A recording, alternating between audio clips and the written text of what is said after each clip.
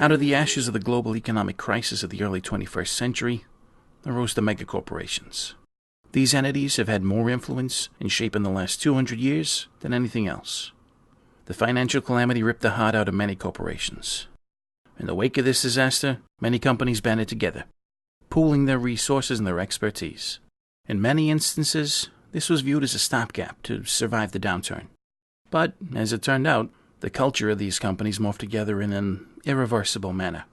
Power structures and hierarchies changed, and they became one entity, stronger than they had ever been before.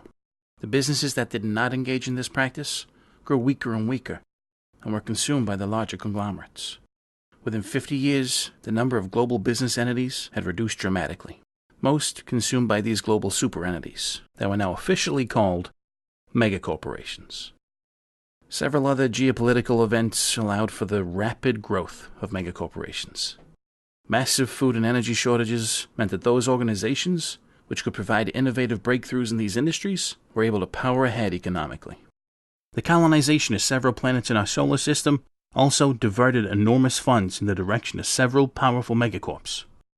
The privatization of policing, as well as other core sectors of infrastructure that were previously the sole realm of governments, contributed a great deal of money and power to megacorporations.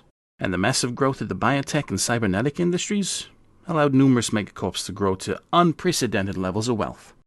If it wasn't bad enough that megacorporations gained so much financial power, they also, through bribery, threats, and sneaky manipulation, gained the ability to retain their own military forces.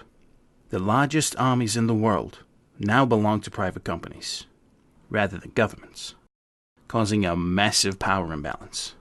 While mostly used as a means of posturing to rival megacorps, these military forces have been used to devastating effect, to bring down opposing corporations and even governments. Despite numerous efforts by politicians and other organizations to reverse the right for megacorps to hold military power, little change has been made. As the hostilities in the world and market competition continue to swell, it's unlikely that megacorp militaries will do anything but grow. In the 23rd century, megacorporations are so big that they do not operate in just one industry. It's fair to say that most megacorporations operate in all industries, creating direct competition with one another. While this can be good for customers, it creates a lot of hostility between corporations, and has resulted in a variety of retaliatory efforts. Sabotage, bribery, assassination, false accusations, theft, and lawsuits are all part of modern-day business practices. This alone has allowed the freelance industry to grow in leaps and bounds. Megacorps are by far the biggest employers in the world, and most people who have a job work for a megacorporation, either directly or indirectly. So enormous is the power of the megacorps that in many cases, they dictate government policy. Their influence is such that many governments will not make a move without the go-ahead of corporate officials. This, of course, has resulted in mass corruption, which infiltrates every level of government. The impact upon society of the rise of the megacorps has been profound. It is impossible to move around the city without being overwhelmed by megacorp advertising.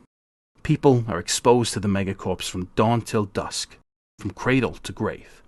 In-rig blast advertising exposes citizens to brand and product messaging all day long. Megacorps own schools, hospitals, fire departments, and even police forces in some cases. Megacorps have penetrated the subconscious, and many people are brainwashed into brand loyalty. But corporations show no such loyalty in return. Houses and apartment buildings are knocked down to make way for expanding megacorp developments. The environment is destroyed. Public health hazards are swept under the carpet for profit.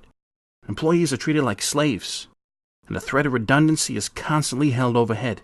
Unions have been emasculated, and workers' rights reduced to chicken feed. Megacorporations operate for profit only, without concern for human rights or the public good. They are the ultimate parasites, the inevitable result of human greed.